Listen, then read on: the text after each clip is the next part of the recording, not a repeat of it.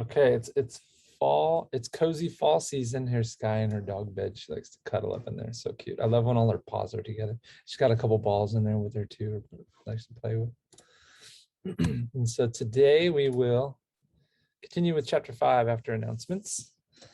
And a reminder, this Saturday, Nick and I will be volunteering, and you can too if you want, at the night at the Boozeum. And all you need, you'll get 2 points extra credit if you do it, wear a costume, and just email Rachel Greaves. Greaves? Oh, I think it's Greaves. I don't know. Put boo in the title. Come along. And again, you can come into lab early if you like. So today is Wednesday. You can come in about 1 if you want. And then Thursday, come in early at 9. And finish up with wet chem by about 1:50 because we're going to do the Stereochem Workshop to start. And I don't want to have people have to wear their goggles right away. And we're almost done with October. It's no November time. So starting on Monday, November 1st, stop shaving if you want extra credit. So no November, it's just something fun that we do. I've been doing it for years now. So the students, if you want to take part in it, you just don't shave for the month. And let me know about it. And to raise awareness for cancer for those people who have to like lose their hair during treatment and things like that. And so do nothing and get 1 point extra credit, meaning don't shave. And then you don't have to show, you don't have to prove it. You just let me know and I'll trust you. So no November time. It frees up your time too. You'd be surprised. It might take you like, 20 minutes to shave every so often each week. And all of a sudden that's new time for you. And prepare for lab this week outside of lab, like I've said before, so we can get going. I'm working on the chromatography assignment. I got a good chunk out of it yesterday. I'll share that soon and I'll tell you how to like prepare for that to do it in lab. And this Wednesday, Thursday in lab, today and tomorrow, we'll start with the Stereochem Workshop. We won't spend too long on it, but I think when I'm in front of you, helping you get kind of started on Stereochem, it really helps. So we'll do that, and then we'll do the wet chem. Those of you who need to finish up crystallizations, you'll finish that. And those of you who need to start extractions, do that. And I posted homework 5 already, so check that out. Start working on those. And I finished grading the Monday, Wednesday lab student exam 2s. I'll hand those back to them today. And I'm in the progress of grading the Tuesday, Thursday labs. So I want to finish those today so I can get those to you tomorrow for the Tuesday, Thursday students. The average looks to be a lot higher than the first one, exam 1, so that's good. And exam corrections and after exam quizzes then will be on Monday and Tuesday. So I'll get you your exams this week, and then Monday, Tuesday, you'll do your corrections. Remember, the exam corrections are you go through the key and write out the correct answer for everything you missed, and then write sentences as well, like, oh, I should have remembered to, I don't know, put the hydrogen closer to the bromine because it's more product-like in the transition state, stuff like that. And then, so here's the exam 2 key is posted with the other keys there. And check my addition of points on your exam and other things. So always when I give you an exam back, add up the point total, because I usually make a mistake on 1 or 2 because I add them up really fast. And so if you find an error, just ask me to re-add it and get some more points. Also, when you're looking through it, if there's any errors in my grading, which there will be, I'm not perfect. If it's just confusing, like why did I only get this much for that? Come ask me about it because there's learning there. So usually there's always a few errors in my grading, but then there'll also be not errors, but the student is not understanding it correctly. And then when they ask me if it's an error, I can teach them, oh, no, you're looking at it wrong. But then don't try to get one over on me. I take photos of the exams, the graded exams. I go through, I photo the first page with your name. And then if you got 100% on a page, I don't photo it, but the pages where you got, oh, they got 18 out of 20, boom, photo. So don't do any of that. That's serious cheating. And that's it for the intro. Quick one today. Woo-hoo.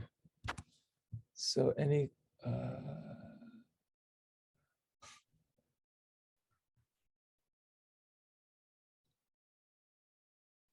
James, I think it's got to be no shaving and not cut your hair. Like no hair can leave your body in November. Intention with a sharp instrument or plucking instrument. Or maybe you can pluck. Then you're like, oh no, I didn't shave all November. I just plucked. Or you're like, oh no, I stringed my eyebrows. I stringed it. I didn't pluck it. Okay, so Alina, I think we'd want you to do it. You and your brother should do it. And then let's get going. We left off. Actually, I meant to look at what we left off on. Then I started looking at my email.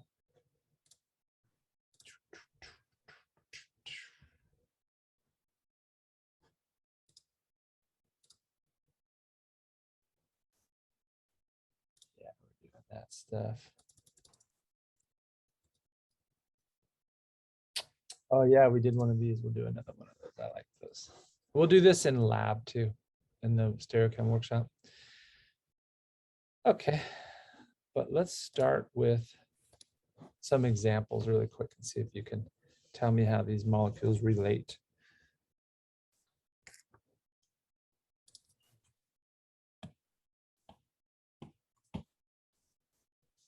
So what about these two molecules?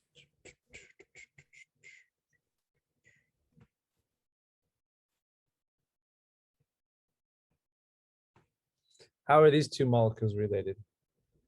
Give me all the terms that can relate to them. Are they like isomers, stereoisomers, constitutional isomers, enantiomers, diastereomers? What do we got here?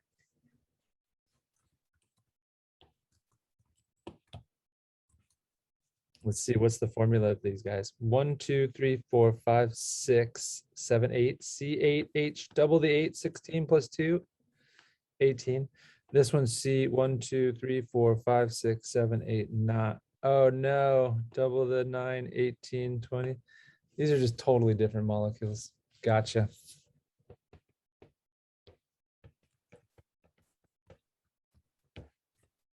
Not isomers. Okay, what about, let's do a better one. How are these two related?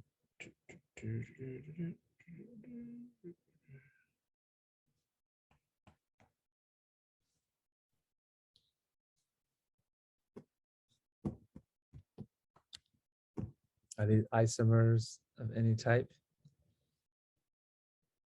Oh wait, I'm gonna change it up. I meant to do that, sorry. I wanted them to be isomers this time. So what do we got here formula-wise? We've got C5H. It's got 2 degrees of unsaturation, so it's not 10, it's 8. One, let me double check that. 1, 2, 3, 4, 5, 6, 7, 8. There we go. C5, 1, 2, 3, 4, 5, H, 2 degrees of unsaturation, 8 as well. I can double check. 2, 3, 4, 5, 6, 7, 8. So they have the same molecular formula. They're isomers. Good. What kind of isomers are they?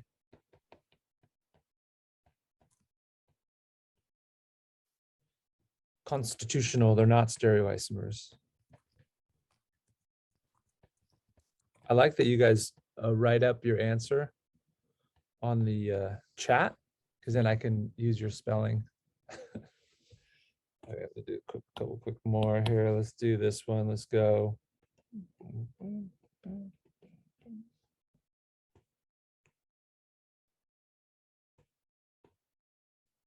How about these two? Do they have this? Oh, I didn't switch screens. Do these have the same molecular formula? Let me number this. 1, 2, 3, 4, 5. So this is C5, 1 degree of unsaturation, just double the 5. And this one, if I count from this side, is 1, 2, 3, 4, 5. Yeah, C5H10, doubled it. Same formula, so they're isomers. Do they have the same connectivity? Do I have like a methyl and then a CH2, a CH methylene, a methyl, methine, methylene, methyl. Methyl, methine, methylene, methyl. Yep, they're isomers, they're stereoisomers.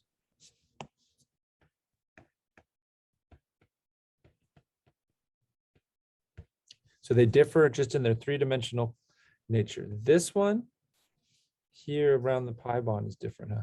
What's a term we use for this type of pi bond where the carbon groups are on the same side?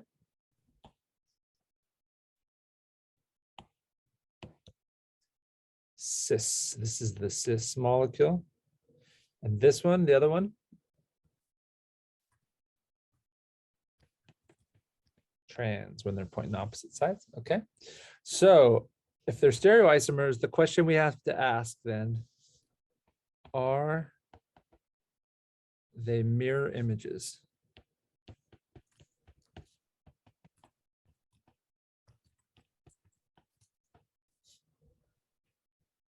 Are they mirror images?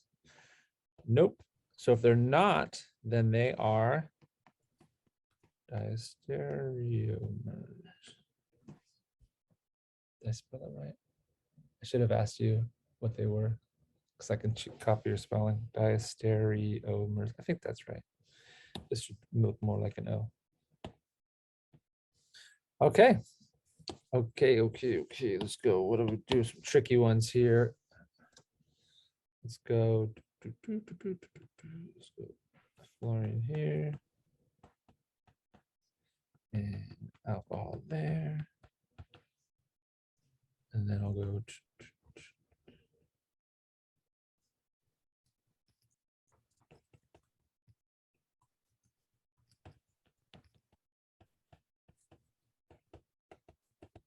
How do those two relate? Do another one.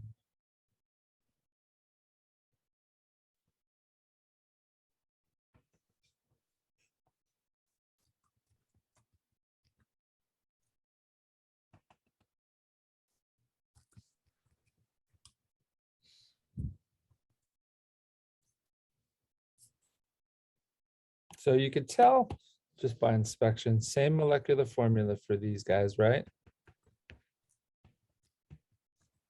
Same connectivity. So they're both stereoisomers. Well, are they stereoisomers? Wait a minute. They're just the same molecule.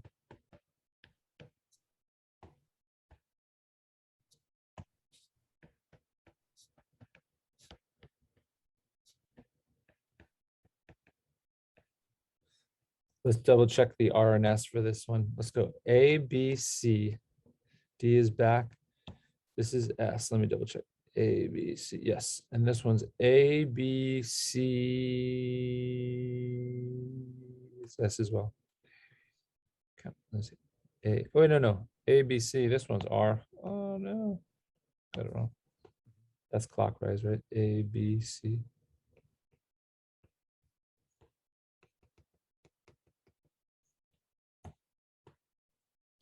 This one over here is A, B, C, and then H is back as D. So it's A, B, C. This one's S. So we got an R and an S. This is definitely going to still be R. That's obvious. And then this one, it's A, B, C, but the D is pointing right at us. So it's going to be the opposite of what we see. This is going to be S as well. So yeah, they are just the same molecule, not isomers.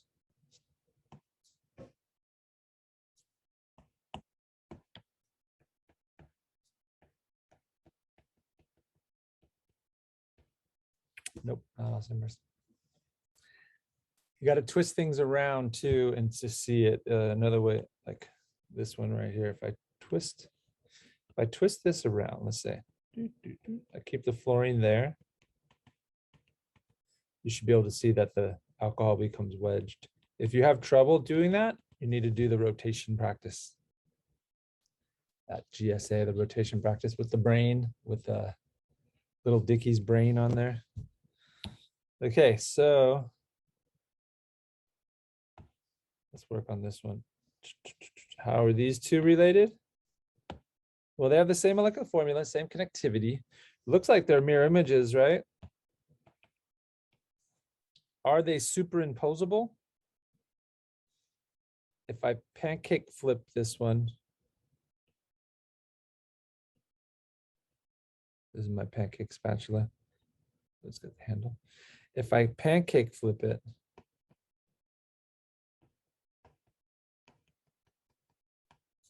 it'll look like so.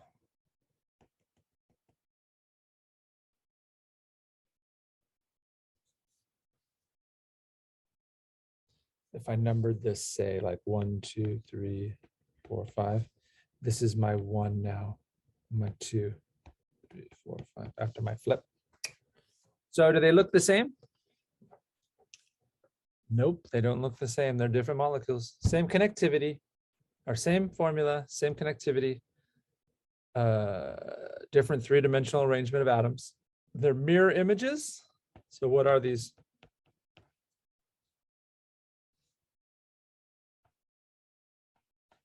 Enantiomers.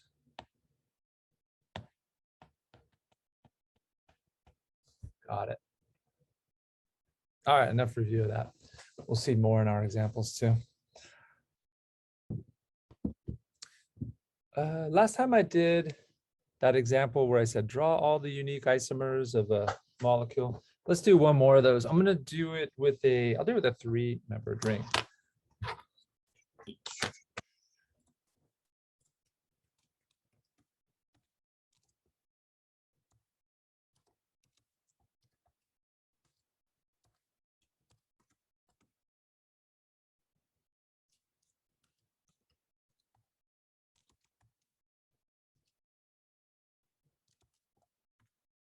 Methyl cyclo.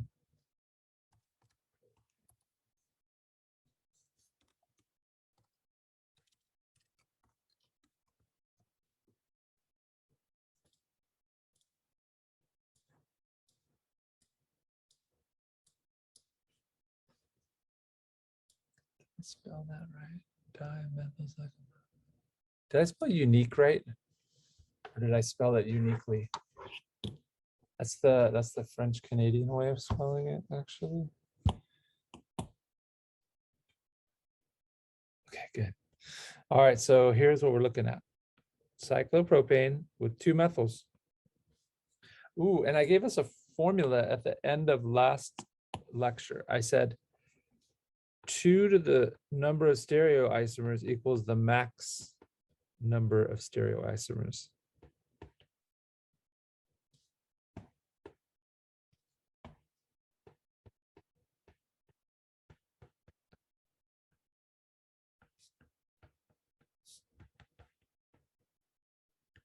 Okay, so does this have any stereocenters?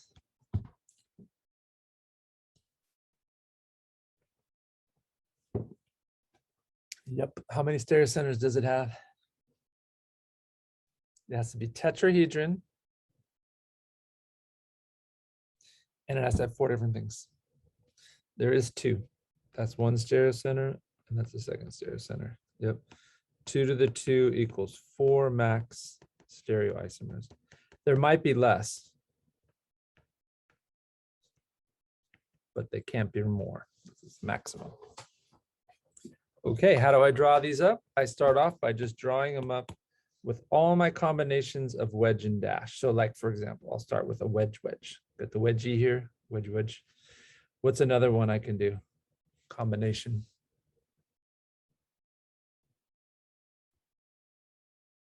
Dashy. Dash. Another one.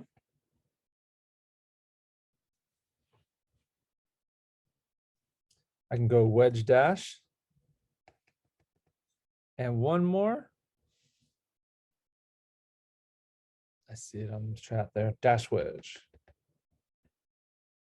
Okay, so after I do that, that's 4, right? That's where you could, hopefully, maybe you could see the statistics of this. It's like 2 variables, and so you get 4 possible outcomes. So once I've gotten these 4, then I have to look for duplicates, because if there's duplicates, I need to get rid of those. I don't want to have the same molecule drawn up twice and call them enantiomers or something silly like that. So how can I check for duplicates? One quick way to get you going is to assign the absolute configurations, the RNS, to each stereocenter, and then use that to look for duplicates, because duplicates would have, the same stereochem configurations. Let's start with this. Well, of these 4, and I'm going to assign the RNS configurations for one of these 4.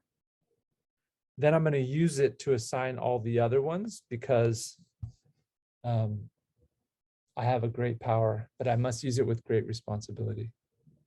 Because I know if I have one stereocenter, then I can look at it on another molecule. If it's the same configuration, it'll be the same. But if it's switched, if two groups switch, it switches the R and S. So which one should I start with to get to be my my reference? Should I start with the wedged out methyls, the dashed, one wedge, one dash? What should I do? One of them is going to be easier to deal with. Looks like everybody wants a wedgie. So why are we going the double wedgie one? Why would we want to use that one?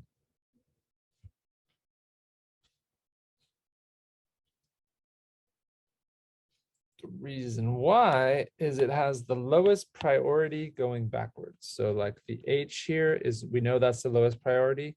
And when your lowest priority is backwards, those are the easy ones to assign, right? We're already viewing it correctly. We just got to figure out our ABC. I'll make these different colors so they're easier seen. So yeah, I wouldn't want to use this one would be the worst choice maybe. They're not too hard actually, but I'm most likely not to make a mistake with this one. Okay, so let me assign my priorities. For my blue one, I'll do them on separate ones so it doesn't get confusing.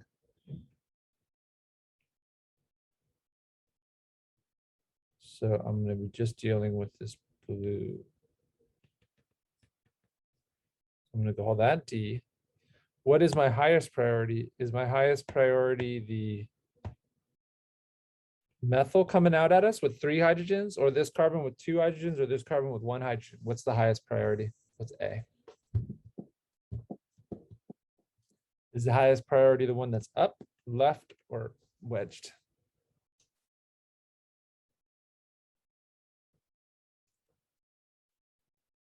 It's gonna be this one. That's the highest priority because I was trying to trick you. I said 3 hydrogens, 2 hydrogens, 1 hydrogen, but this has just 3 hydrogens on the wedge. It has 2 hydrogens here, but it also has a carbon. So the carbon would beat out the 3 hydrogens. And then this one only has 1 hydrogen, but it has 2 carbons. So that's the highest. So hopefully you're getting the feel for this. This will be B, that'll be C. And so since I've got my priorities straight, I'm going to double check them too, because remember, I'm going to use a great power, but I have to have great responsibility. I have to have this reference one correct. Otherwise, it's going to be, the error will be duplicated. Okay, so A, yeah, it's got the 2 carbons. B's got a carbon. C just has hydrogen. That looks good. Okay, let me draw my arc. ABC is only for arcs. ABC, and I'm viewing it with D back. It looks good. Now, is this clockwise or counterclockwise? I mix this up all the time. I got to double check. I got to think about it. Noon, midnight, 11, 10, 9, 8, 7, 6. Yeah, this is counterclockwise. And counterclockwise, it's different. It's like lefties, they're different. They're sinister. So it's S. So this stereocenter right here is S. Now that I know that when the methyl is wedged, that center is S, I can go now and say, okay, this one is S as well, over on the right there. And then what's the ones with these wedges? What are they? Are they S still? There are. I sure hope I got this first one right because it's determining all these other ones. Okay, now for the other one.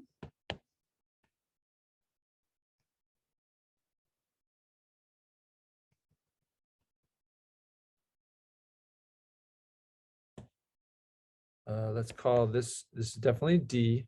And then hopefully you can see what the highest priority A is. Is the highest priority A, is it going to be the methyl, the methylene, or the methine?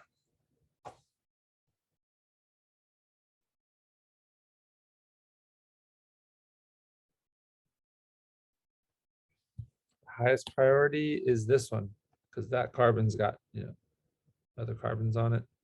This is your B, this is your C. Double check it. Yeah, this carbon has 1, 2 carbons and a hydrogen. This one has 2 hydrogens and a carbon.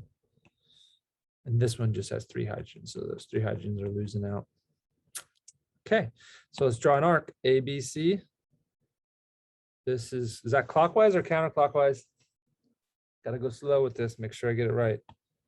6 o'clock, 7 o'clock, 8 o'clock, 9 o'clock, 10, 11, 12. It's clockwise. So if you're clockwise, you're normal, you're right. You're an R. So I can add the R here. And I can go over and put an R on this one too, because they're both wedged. And then the dashed ones are going to be the opposite, S, S. Okay. That's going to help me look for duplicates. Does it look like we have any duplicates? I've got an RS here, an SR here, and then an RR, the pirate one, R, and then the full sinister one there, SS. That one's a Slytherin, the Slytherin snake one. So are there any duplicates? Is the pirate and the Slytherin one, are they the same?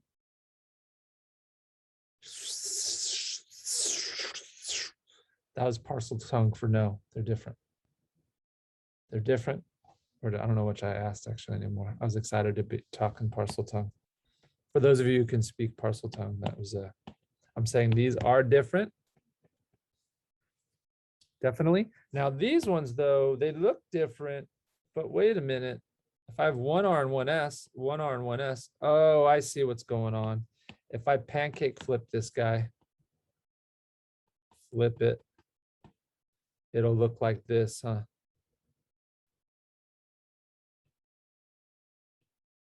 If I flip it like over this axis, and its R will be here and its S will be here. So they're the same. So these two are equal, huh?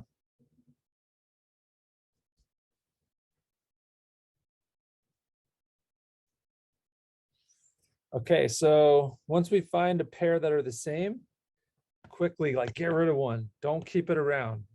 A lot of times students want to keep them and say, oh, they're equal, they're the same, but don't relate things that are equal. Just get rid of one. Doesn't matter which one, just get rid of it.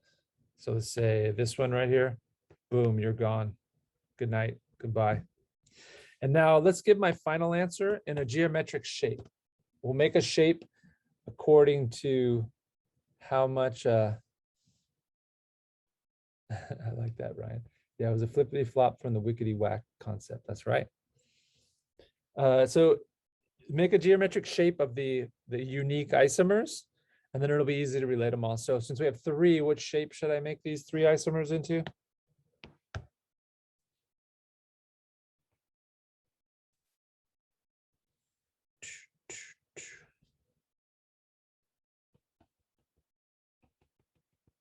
Triangle.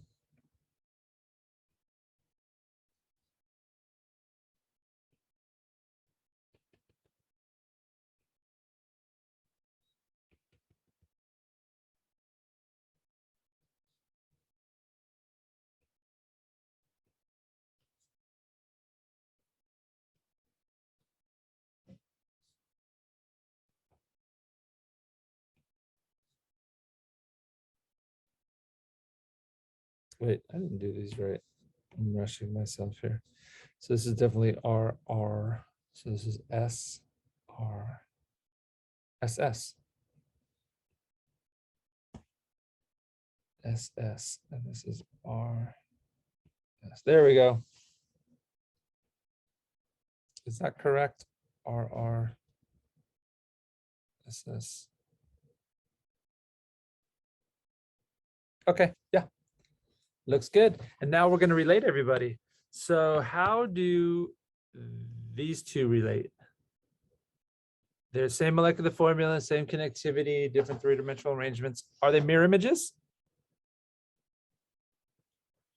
They are. If I spin this one around, it would be, you could see this dash can line up with that dash. This wedge can line up there. So they're mirror images. That makes them enantiomers. What about these two? Can they be mirror images? They can't be mirror images now because you have like the double dashed. So these guys are diastereomers. And this is also a diastereomer. Okay, so something cool. There's something cool about enantiomers. So enantiomers are so similar, but they are different molecules. In the laboratory, a way to tell them apart is to occasionally use your nosometer. One might smell different than the other, but you want to waif and maybe don't do that too often. Back in the old days when they'd make chemicals a lot of times, and it's in some of the old chemistry books, they would actually make a molecule, get the melting point of it, melting point range, and then they would mention things like, oh, it smells like fresh cut grass or something. And then they would also say, has a bitter taste. Like, whoa. So one of their tests they would do is they just take a little crystal of it and put it in their tongue, wait a little while and spit it out, and then write what they tasted, which I don't suggest that. But I guess their idea was, oh, it's such a small amount, it won't hurt you. And they're probably right most of the time, but I don't know, not something I want to do. But you'll see that in some old, like Merck Index is a common book with like a lot of compounds in their descriptions.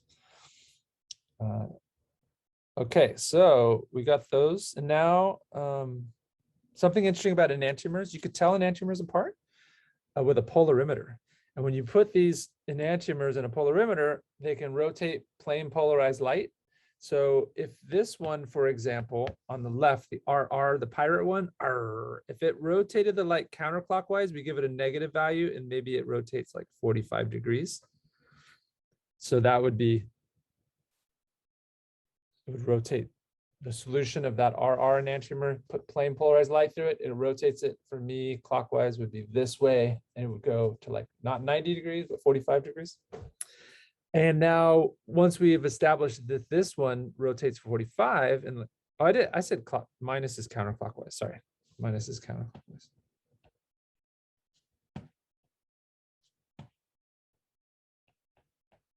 Counterclockwise.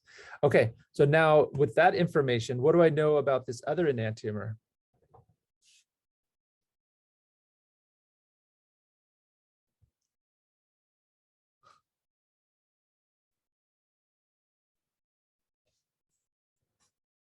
So the enantiomer is going to rotate plane polarized light as well. How will it relate to its enantiomer? It's going to have the opposite rotation. It's going to be clockwise, but it's going to have the same magnitude. It's also going to go 45 degrees. So you can tell if you have enantiomers because one will rotate the light clockwise a certain amount, the other one will rotate the same amount, but counterclockwise. So that's good. We can do that. And then this one up top, it's a diastereomer to the other twos. Is there a relationship between like, oh, an enantiomer to a diastereomer in terms of optical rotation? There's not a relationship actually. So this, if you have an enantiomer and a diastereomer, once you know one of them, you can't predict anything about the other. The other one could be, you know, the same direction, clockwise or counterclockwise, and it could be, but it could be a different, and it could, and the numbers are normally always off the magnitude. But this one is special. This one up here is special. This guy has a 0 degree optical rotation. And I know that because this one is Miso. How do I know it's Miso? A Miso compound is something that's the same as its mirror image. So if I draw the mirror image of this guy, it's the same thing. So I'll try to draw it over here real quick.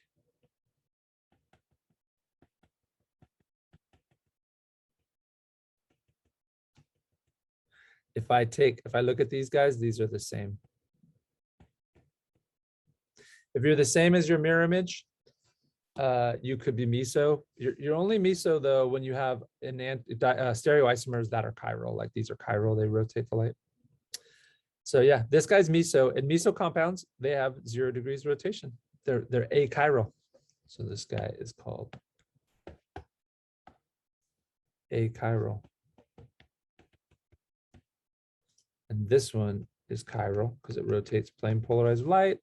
This one is chiral.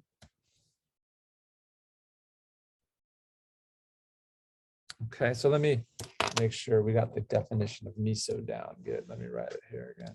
A Miso compound. And students get confused initially about this Miso stuff because Miso is a term that refers to one molecule.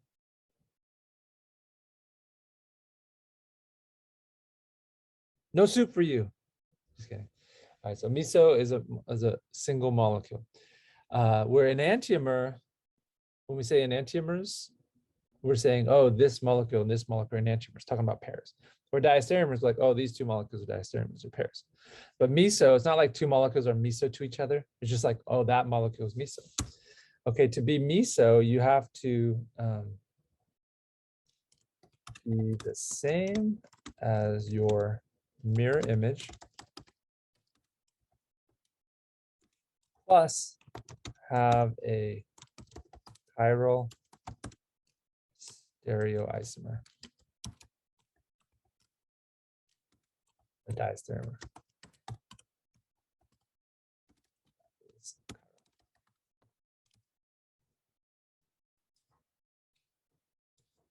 Okay, smaller.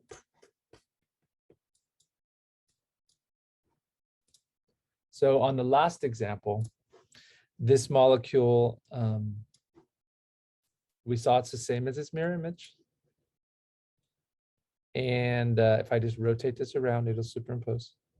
And it has a diastereomer or stereoisomer. That's chiral. It has two of them. So it's Miso. Let me show you some examples of molecules that are not Miso. So is methane Miso?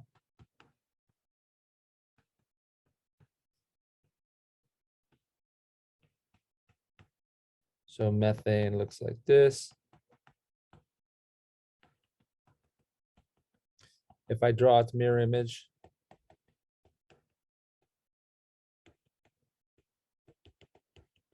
it's the same as its mirror image. We can, rotate it a little bit and overlap and superimpose it. So it's got the first part of Miso is satisfied. First criteria part of Miso met. Does it have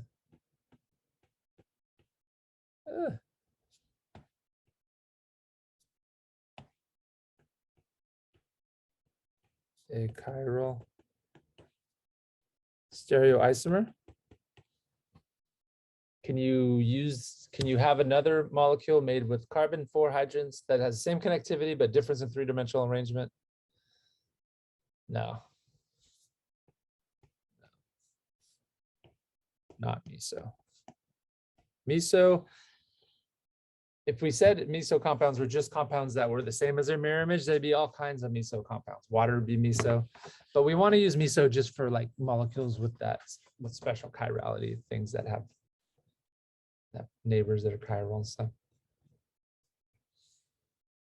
Okay, there's ways to find Misos.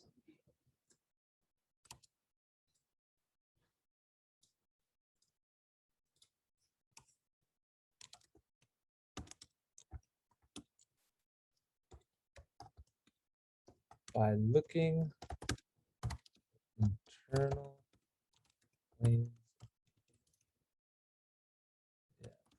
symmetry. So Miso compounds will always have an internal plane of symmetry. So actually, I'll take this to the next page.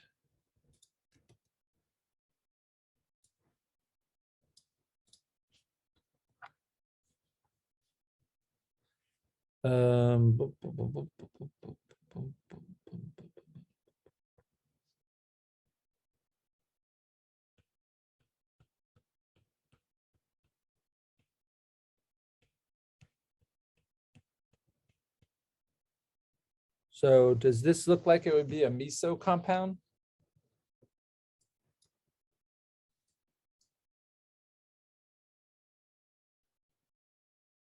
I will define chiral again. Yeah, I was planning on that. And Santos, you can have chirality without a stereocenter. I'll define what makes something chiral right after this example. So now find a meso compound by looking for an internal plane of symmetry. So there is an internal plane of symmetry. And now, so is this guy the same as its mirror image? I could see it being the same as its mirror image.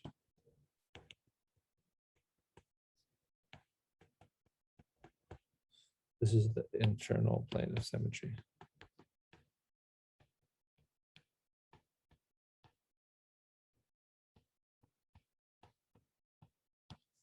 So mirror image.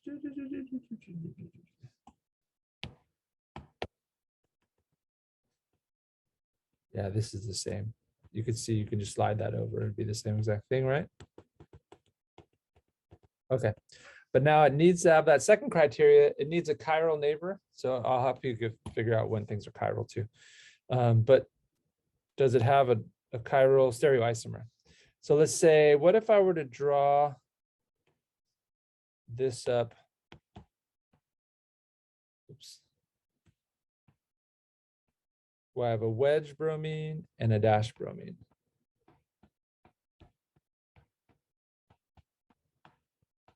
Is this molecule chiral?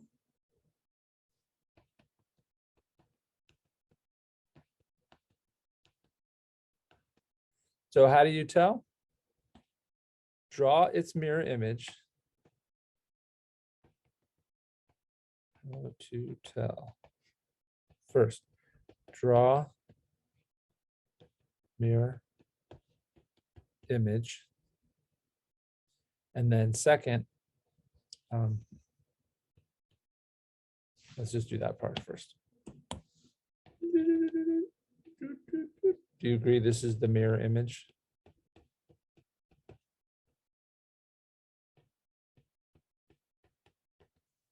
Draw your mirror image, okay? And then if the same as its mirror image,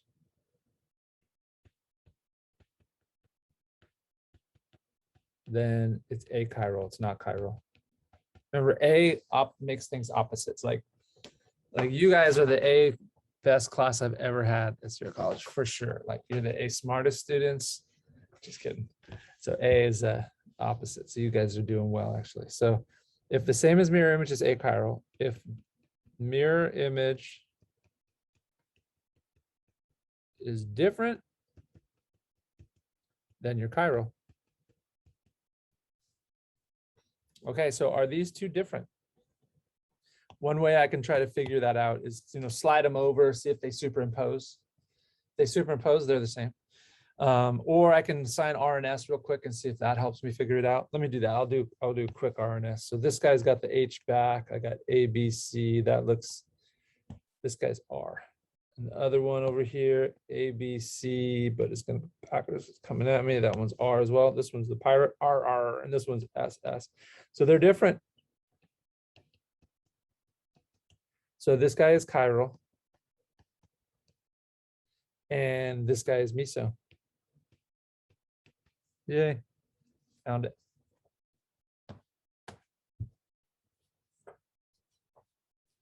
All right, so achiral means not chiral. Like if you have like a normal symptom for something, then you have the normal symptoms. But let's say you have like a strange symptom that's not common, they call it asymptomatic, like opposite. What else is A used like the start of things? Like asymptomatic's a good one.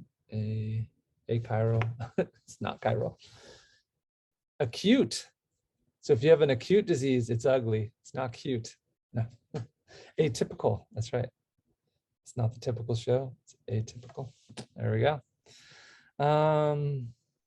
Okay, I have a Google slide animation for this. How to find out if something's chiral. Let's check it real quick. It's a short one. Test for chirality and finding mesos. There it is. click through this on your own later, but I'll just do it quickly now here as well.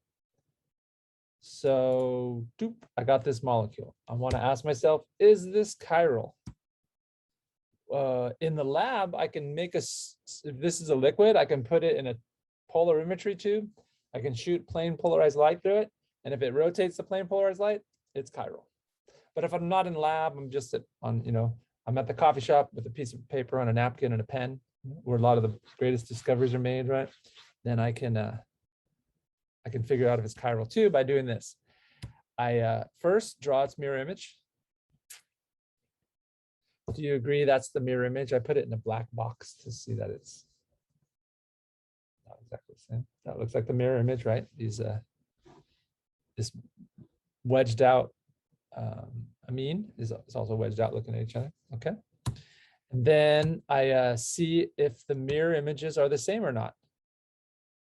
So currently they look kind of different, but let's try to like superimpose them. What I'm going to do is I'm going to bring in my spatula. See, I got a nice spatula there. Boom. Boom. And then I'm going to do a spatula flip, pancake flip. Boom. So I'm flipping it so that the amine that's wedged out is coming over to this side. Now it's dash back. If that confuses you, like, oh, wait, why did it go from wedge to dash? Definitely do the rotation practice, GSA. That's on our list here. So I put it as part of chapter 5 homework too. But do it a couple times. All right, so I flipped it. And then I bring it over here, and I'm gonna try to superimpose them. So as I bring it over to they don't quite look the same, huh? Because this is dash, that's wedge. So if I slide it over to try to superimpose it, do they superimpose? Well, the methyls match up good. The ring matches up good, but the amines don't. So they are not the same molecule. So if you're different than your mirror image, are you chiral or are you achiral?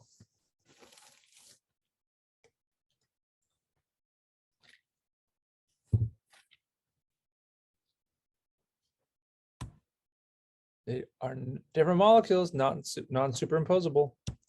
They are. This molecule then is chiral. So if I put this molecule on a polarimeter, it's going to rotate the plane polarized light. It might go clockwise or counterclockwise, and then the degrees will be, I don't know, 15 or 22, who knows. Okay, expect it to rotate plane polarized light in a polarimeter. That's right, Annalise. So if something's chiral, its mirror image is non-superimposable. All right, let's test another one. Testing if a molecule is chiral. Summary. Okay, you draw the molecule, check to see if they're mirror images. And when you're checking to see if they're mirror images, or the mirror images are the same, I'm sorry. Remember, you can rotate, flip, whatever. If they wind up superimposing, they're the same. Yeah, if the molecules are the same, the molecules achiral, 0 degrees up. You put it in polarimeter, plane polarized light does not rotate. If the molecule and its mirror image aren't the same, if they're different, molecule's chiral, it'll rotate plane polarized light. So what about this one? First off, what's your gut guess? Do you think it's chiral?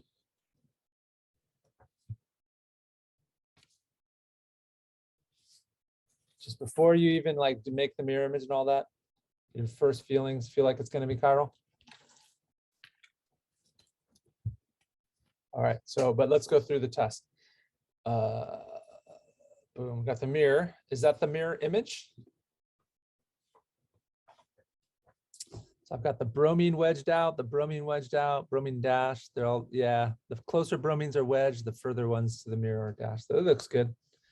Okay, and now let's try to manipulate this to see if it superimposes with the other one, the mirror images in the testmology. So I'm gonna, are they the same? I'm gonna pancake flip it first, boom. Did that make sense? Let me see. So I had like, this was, my wedge was on the left, and now my wedged, wait, how did I flip it?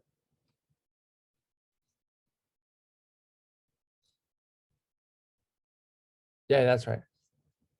Yeah, so this is like, say, I should number these carbons. So if I flip this guy, see this carbon on the right here? It's going to now be over here on the left. So it's, and then say I call that carbon 1, and this is carbon 2. The dash bromine now will be wedged. Okay, so does everyone agree with that pancake flip, or trust me if you're not seeing it? Okay. So far, are they looking the same or looking different? But remember, after we flip it, we can still rotate bonds, except for double bonds, pi bonds, you can't rotate. But let's rotate by 180. Watch, I'm gonna do it. I like the way I do this one. Doing it slowly. Boom, boom, boom, boom, boom. Oh yeah, look at that. Oh no. Wait, are they different?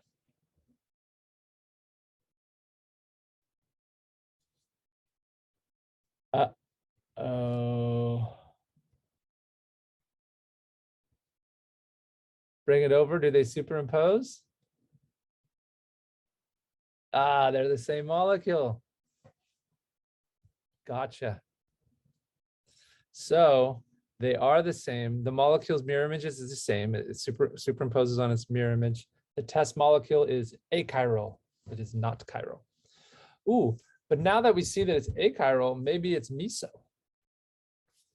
What do we need to be miso? You need to be the same as your mirror image, which this one is. And what else do you need to be?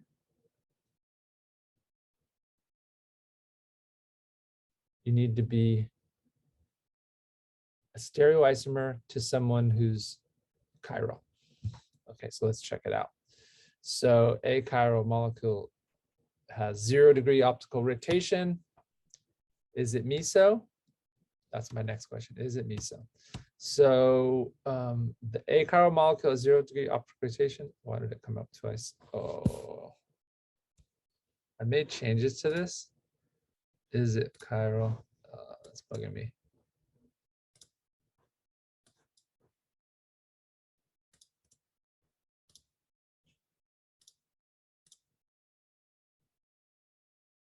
I think that's how I want it.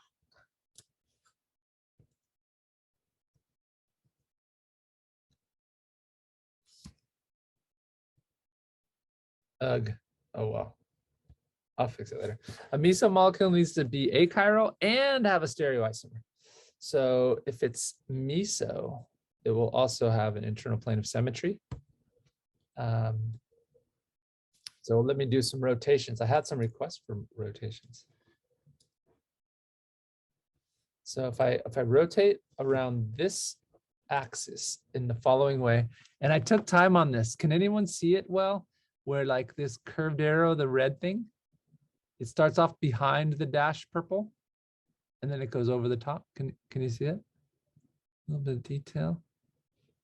So that helps you see which way we're rotating it. And I'll number my carbons as well. So if I rotate carbon 2 about the axis shown by 80 degrees, then my wedge bromine will be dashed over here, and carbon 1 will come down to the bottom like that. Again, if this rotation is confusing to you, do the rotation practice, get brain 3.0 going. Thank you, Annalise. Okay, so now, do we have an internal plane of symmetry? We do. Yep, that's a quality of a miso compound. And to look for internal plane of symmetries, you do rotations, things, whatever it takes. If you can rotate it or twist it or move it in a way that creates an internal plane of symmetry, then it has it. So it's looking like it's a miso compound, but wait, to be miso, it has to have a chiral stereoisomer. So let's look at this guy. That would be a stereoisomer, right? Where I took, this is dash wedge in this zigzag, and now it's wedge wedge. So that's a stereoisomer. So is this molecule chiral? We have to go through the chirality test, draw its mirror image, see if it's superimposable. But if you do it,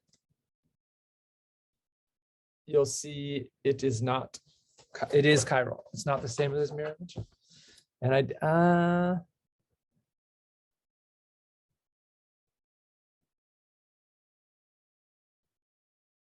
oh yeah, I drew it again here to show that it's definitely not a mirror image to the first one, huh? I need to adjust this animation. I think it's good, but it's a little bit foggy. It's not, you know, this one is A perfect. It's A perfect. They're diastereomers. So yeah.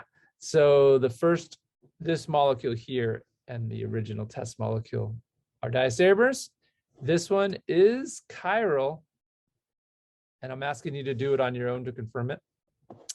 It is chiral. So that means that the original test molecule is a chiral diastereomer to the test molecule. This is a miso compound. It's kind of a long drawn up process I went through there, but as we do more of these, it'll become more obvious, these things that we're talking about here. You won't have to go through such a long process. So it is a miso compound. Why does it keep coming up that it's a miso compound? Did I have it?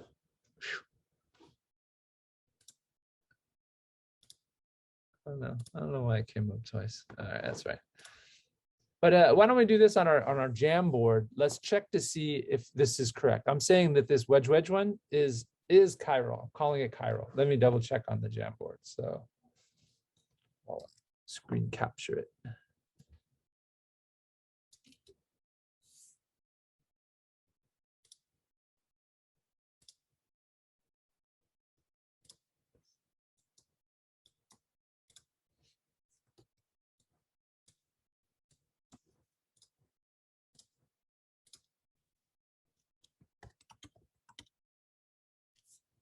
Two, three.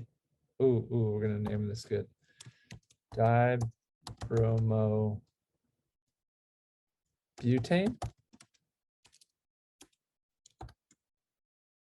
Is this 2,3-dibromobutane?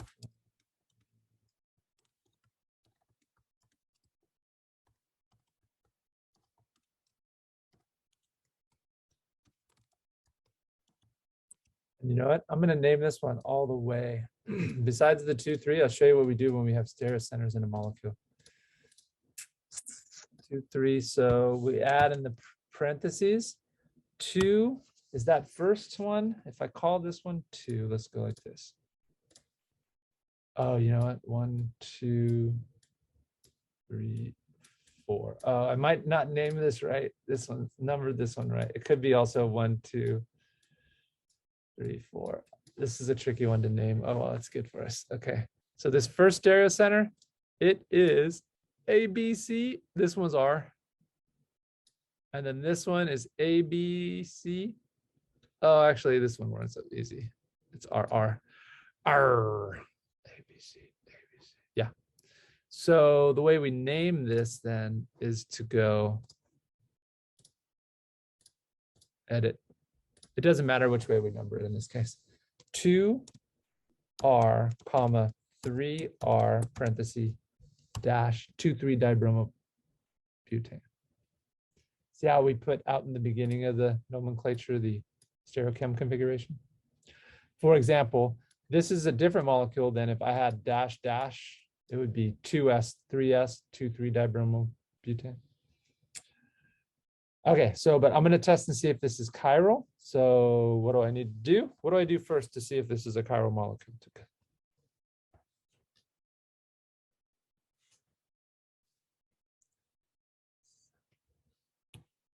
What's the first step to testing if something is chiral?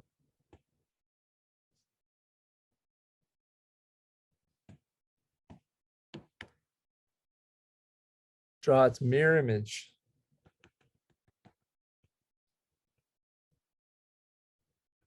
Is this the mirror image? So far, am I doing it correctly?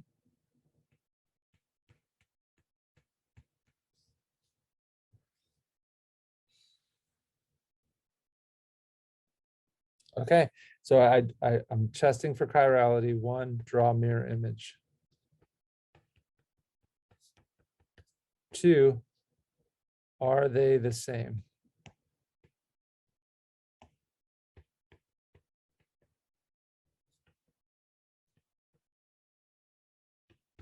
So are these two molecules the same? I'm going to start off by like rotating this guy. Let's rotate around center.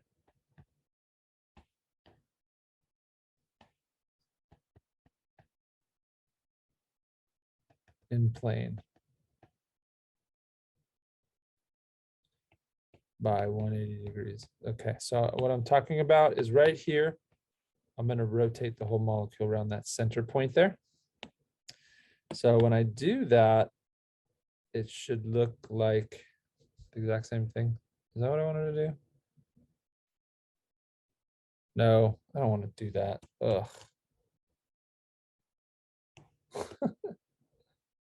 No, I want to pancake flip it. I need to do the rotation practice. My brain's not at 3.0. I have brain 2.5. I'm waiting for an update.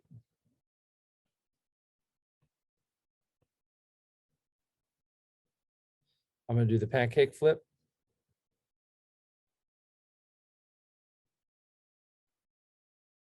Yeah.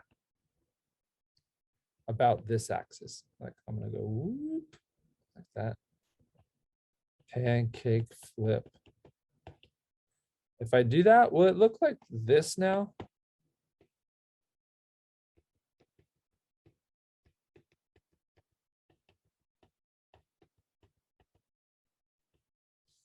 Is that what it'll look like? Let me number these two. I'll go like 1, 2, 3, 4. So my 1, 2, 3, 4 like that. Yeah, the 1 will be up, the 4 will be down. This looks good. Okay, so are these the same? They're carbon like zigzags, correct?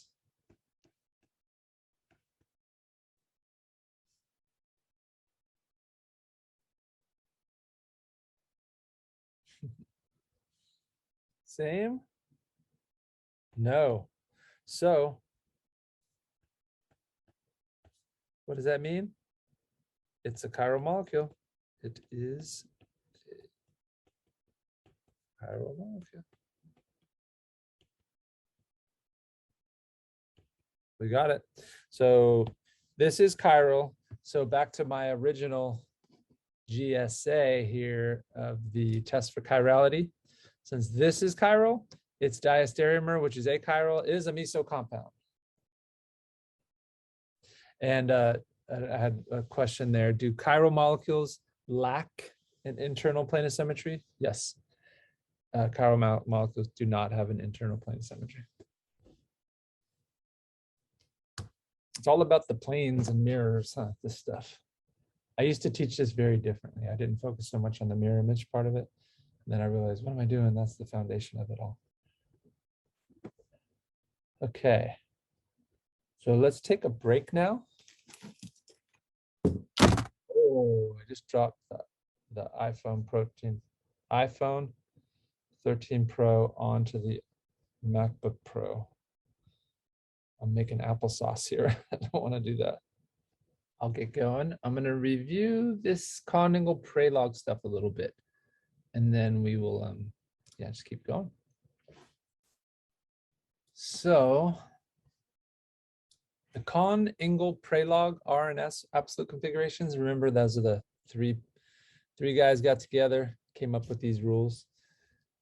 First, you have to find stereocenters, and stereocenters are tetrahedral atoms with what kind of groups? With 4 different groups. That's right. And you assign high priorities to these 4 different groups. The highest priority based on atoms, what, then their neutron count. What do we look for to give you a high priority? Number of protons, which is also referred to as the atomic number. And then if they have the same atomic number, then you go to neutrons. So for example, what's a higher priority? The most abundant H1 isotope or deuterium?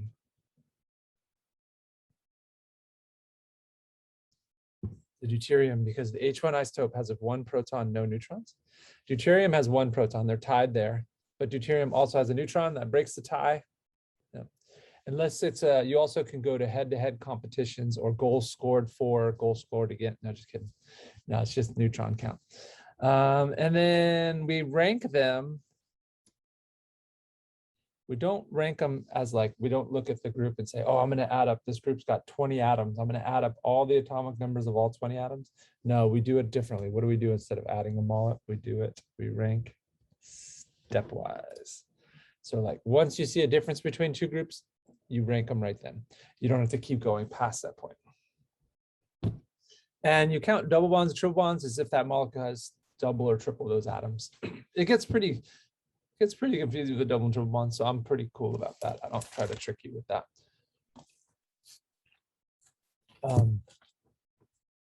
And then we view the molecule looking down the axis, passing through the stereo center to what priority in the back? What priority has to face away from us? The lowest priority, D, yeah.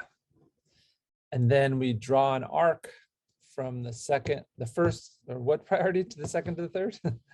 The highest, the highest meaning like the A, the B, the C. And if the arc is clockwise, what do we assign as the absolute configuration of that stereocenter? Clockwise, it's normal, it's the right one. There we go, it's R. If it's counterclockwise, it's different, it's left-handed, it's wrong, it's sinister, it's S, because different is wrong. Just kidding. All right, so here we go. I could see someone taking all my lectures and like making a little thing of me saying different is wrong, and then I'm like, they have this like blast of this teacher's hating diversity. Taking that out of context.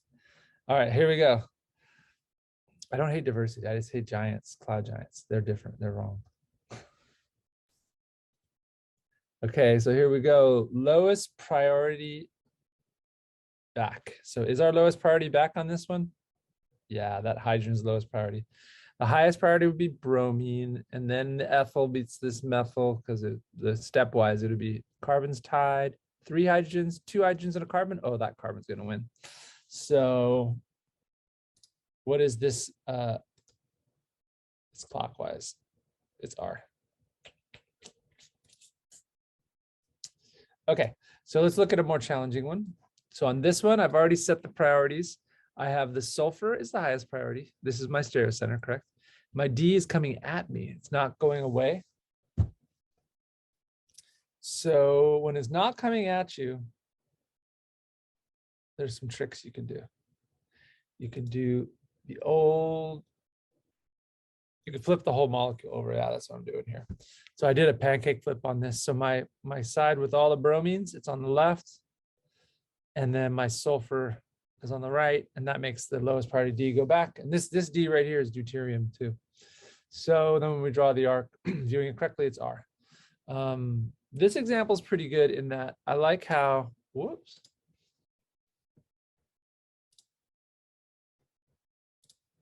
I like how the oxygen and the sulfur, they're the first step away from the stereocenter. And they're already different right there, right? So I just quit. Who's got more atomic, who's got a higher atomic number? Sulfur does, it's below oxygen on the periodic table. So that's why it's A.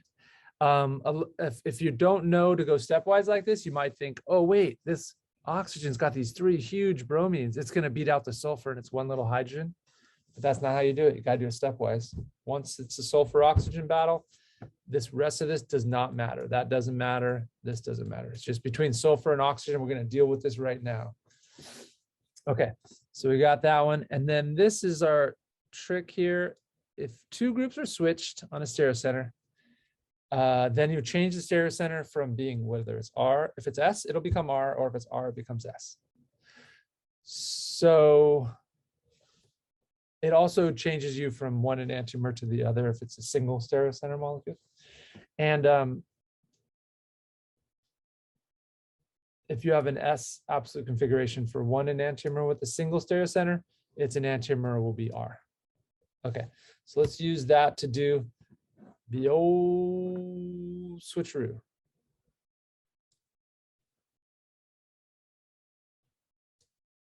Okay, so looking at this one here, fluorine beats out the oxygen for sure, right? It's got 1 more proton to the right of oxygen on the periodic table in the same row. So that's A, B, C, D. Now D is not in the plane. It's not in the dash position. It's actually in the plane, which makes it more difficult. That's the most difficult way, I think, to view it. But we could still, I still encourage you to try to do it this way. So like if I have my eyeball here, I try to view it there and I say A, B, C. This looks R to me if I put myself in the plane of the page. And, but I can also do the old switcheroo. I think this is R from my view here. Let me double check. A, B, C. Yeah, I think this is R. But let's do the switcheroo. So I'm going to switch any two groups. So I like it when D is dashed back. So I'm going to switch B and D.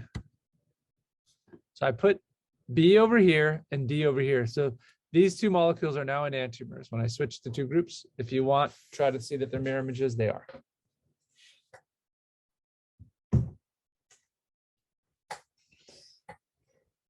And so when I do this, now D is back. That's easy. So I can draw the arc and figure out what is this. Is that clockwise or counterclockwise?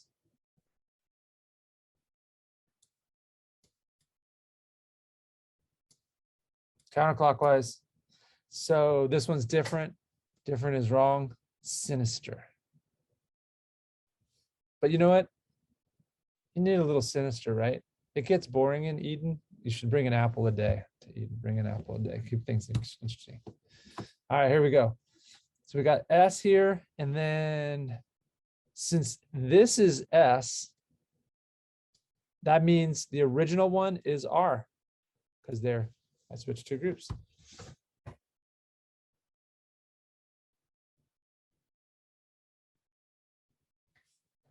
And then someone asked, can we switch A and B? You could switch A and B at the start, but that's not going to help you. D is still in the plane of the page. It wouldn't be strategic to do that. All right, let's try one. Let's try one on the Jamboard.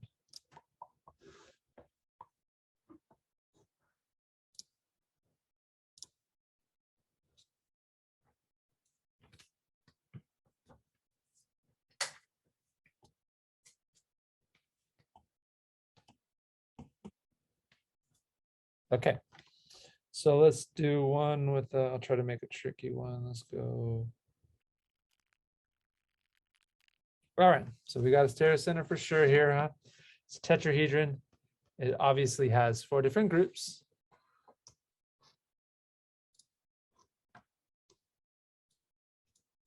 And what's the highest priority? So I got to do it stepwise. I've got a phosphorus, a fluorine, an oxygen, and a carbon. I know these big iodides are huge here, but this is where I'm looking at a carbon right there. I'm not even getting to that iodide. So my highest priority, which one is it? It's going to be the phosphorus. Phosphorus is A. And then my second highest priority. Oh no. I made this an easy one. Okay, whatever. The second highest priority is going to be the fluorine, and then the oxygen, and then D, carbon's back. So D is back. This is easy. A, B, C, what is this one? Counterclockwise. S. Sorry, let me do a better one. I wanted to put the D maybe like down. Let's put like that. Methyl there, ethyl. Bromo and all right, there we go. Now I got one I want.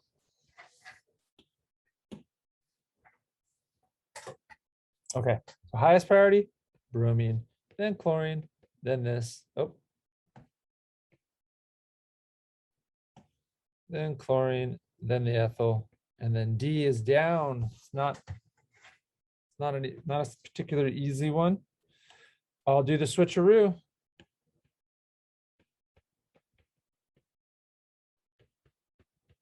The old switcheroo. So which one do I want to switch? What do you want me to switch?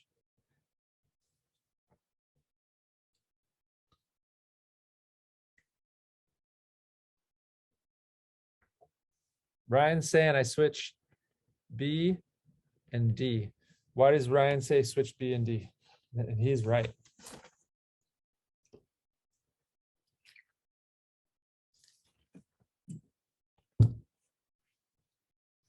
So yeah, D is dashed back, or B is dashed back, and I want D to be the dashed back because that's when it's easiest to do.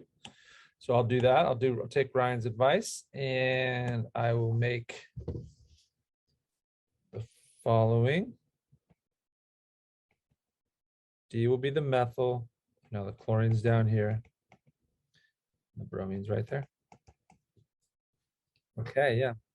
I liked your advice, Brian. Now I've got A, B, C, D's dashed back. Looking good.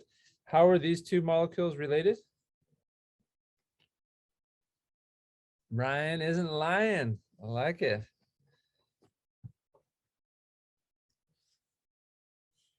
These two are enantiomers. When you have a single stereocenter like this, you just switch two groups, you make enantiomers. So what is the stereochem of this guy? ABC. That is counterclockwise. It's sinister. It's S. So if this is S, what's my original molecule? It must be R.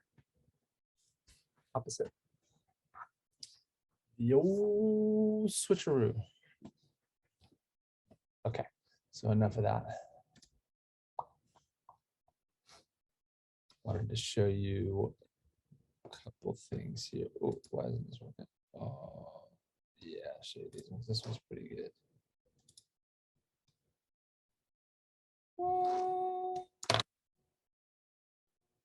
Start at the beginning. Am I on the online version? I'm on the online version. What am I doing on the online version?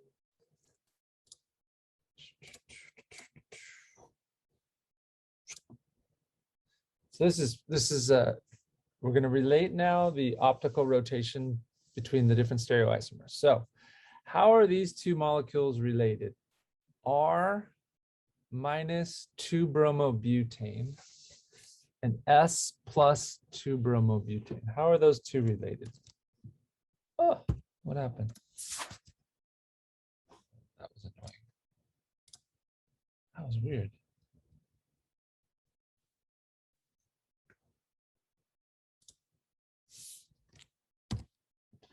Okay. I haven't checked the chat, but does anybody tell me how these are related? They are enantiomers.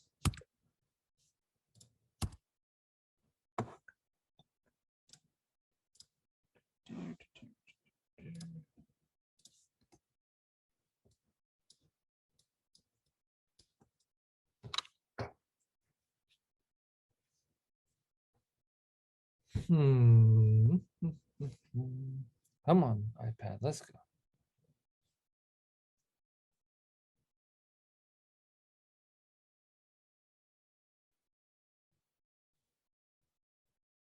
All right, there we go. These are enantiomers. This minus means it's rotating the light counterclockwise. Light rotation.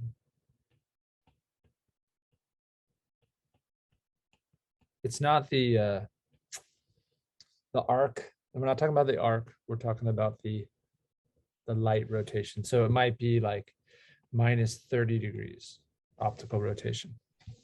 The positive means that it rotates light rotation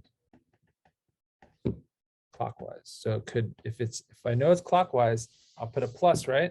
But what's its degrees of rotation if they're enantiomers?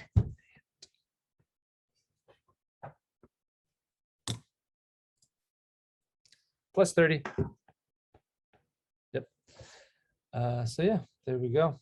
That's a common thing chemists do. They just give you the minus or plus. They don't tell you the degrees to signify that they are clockwise or counterclockwise. All right. Do we agree with this? Let's look at our priorities here. I'm going to call this one. The bromine's A. This is B. This is C. This is D. That's an easy one, huh? A, B, C. It looks to me like it's clockwise. It looks R to me. Yep. And then this one's A, B, C, D. It also looks correct. Counterclockwise, S. Yeah. Okay. So enantiomers have the same magnitude of optical rotation. but opposite directions. Now let's look at diastereomers. Here we go. Present. Oh, I looked them up. I guess the wrong ones. It's minus 23.1 and 23.1.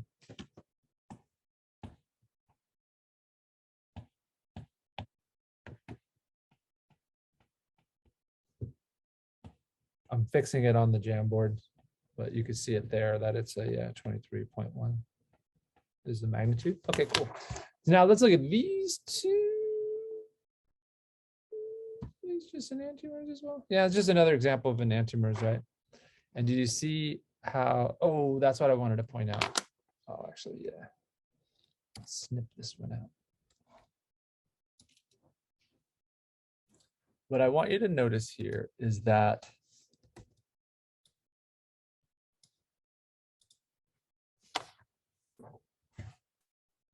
all right, come on, iPad. In the spring, when we're in person for lecture, it's going to be nice. I don't have to wait for the iPad to load up. I can jam so much more information down your brains in a lecture. Just kidding. All right, so here we go. Notice how at the top, oh wait, let me just say, these are enantiomers, right?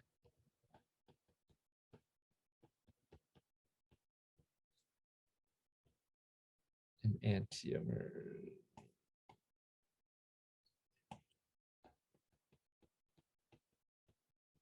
So we have like, you know, positive 8.7, minus 8.7. And we have the positive represented in the name there, right? And the minus represented in the name there. Okay.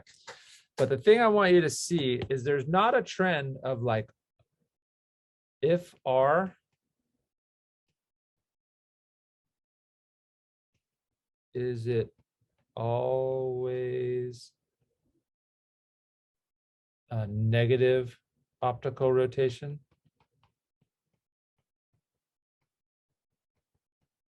So this one is R and it goes in the counterclockwise direction. This one is R and it went in the clockwise direction. So no. So R doesn't mean, oh, I know it's R, it's going to be clockwise or counterclockwise. It just means it's R. So you can see the same thing here. For this other, there's this 2-bromobutane that's S, it goes clockwise, but when it's the glyceraldehyde, it goes counterclockwise. So there's no relation there. Glyceraldehyde is a very important molecule too. It's our simplest sugar. We build off of this to make, from the glyceraldehyde, oh shoot, I forget what the name of the next ones are, but it eventually gets to like fructose and glucose in those. Okay, so I think I got that. Yeah, take that, paste that too.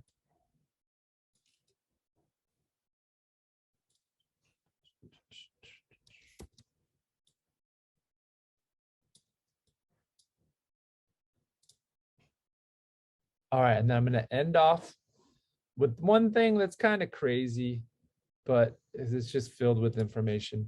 But as we work through more examples, you'll get better and better with it. And it's this stuff here where I relate all these different guys, and I haven't animated this well. I need to make this into a better GSA, but I'm going to go through it quickly, and we'll go through it again next lecture too. So if you have a pair of constitutional isomers, see up here? Let's see, I got a pen color, laser color green. So if I have a pair of, what the heck? Didn't give me no laser pointer.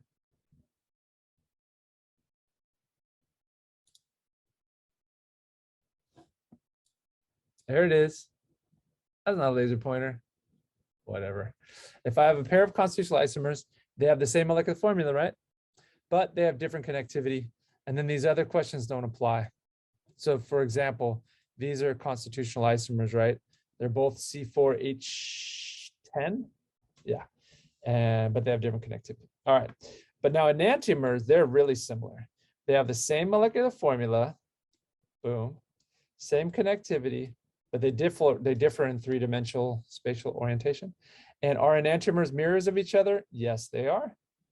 And their configurations are all opposite. So like if you have an enantiomer that has two stereocenters, say it's like RS, then it's an enantiomer to it will be all opposite. It'll be SR, like that. Let's make it 3 stereocenters. We'll go RRS, it'll be SSR. They're all opposite.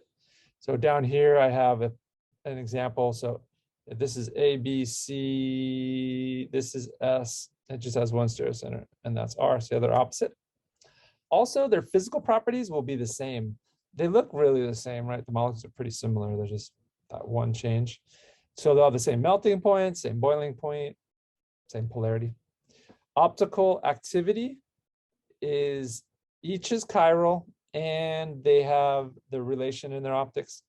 They have the same magnitude, but opposite sign of rotation. Like one's clockwise and counterclockwise. All right. Now, diastereomers, they're not as similar as enantiomers. They're pretty close, though. They have the same molecular formula, same or different, the same connectivity, sorry. Spatial orientation is different. They're different 3-dimensionally. Are they mirror images? Can anyone tell me, are diastereomers mirror images?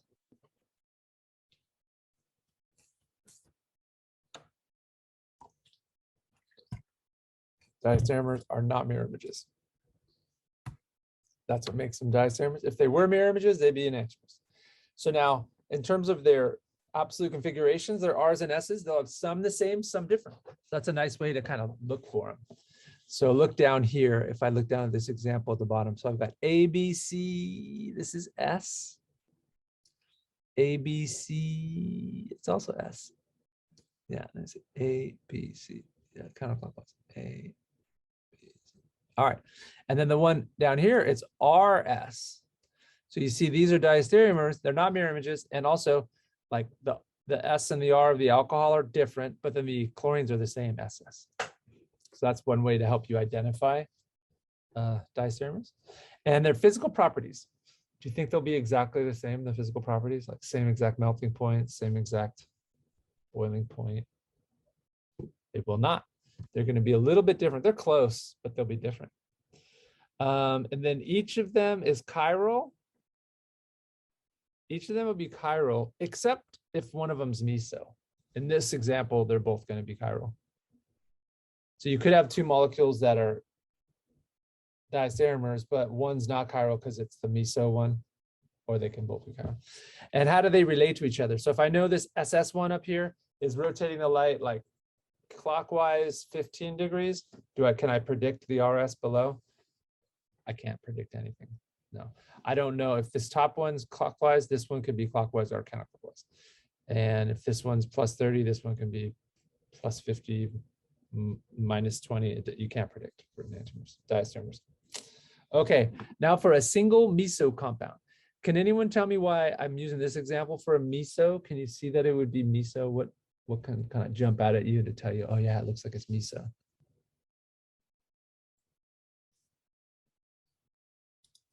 It's got an internal plane of symmetry, right? Yeah. Okay, so miso compound, is its molecular formula the same as the thing? Oh wait, we're not comparing misos to another thing, so that doesn't apply. Molecular formula, connectivity, all these don't apply because these are like saying compared to something else, like a pair of diastereomers, a pair of enantiomers. Miso is just one thing, but we do know it's achiral. Misos are achiral. And you can think of it this way. You know how I said this, go back to the enantiomers. Let's say this is minus 10 degrees rotation, right? What is the rotation of the R enantiomer below it? It's like plus 10, right? And if I had an equal mixture, 50-50 mixture of the R molecule and the S, what do you think that mixture's rotation would be?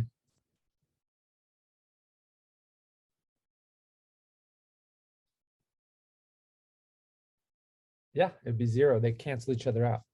Yep, we're going to see that. That's called a racemic mixture, this one up here. We'll get to that shortly. Okay, so when I look at a miso compound and I've got like A, B, C, this is R, and this is S, then I think of it as I have 2 enantiomers that are locked together. And whatever the R side rotates, the S side rotates the same amount, but opposite direction. So that's why it's a chiral. Another way to think of it. Oh, and then it's first. Oh, I skipped these. It's identical to its mirror image. Sorry. And this is interesting. It'll have the same number of R's equal to the same number of S's. So see how I have like one R and one S? They're equal.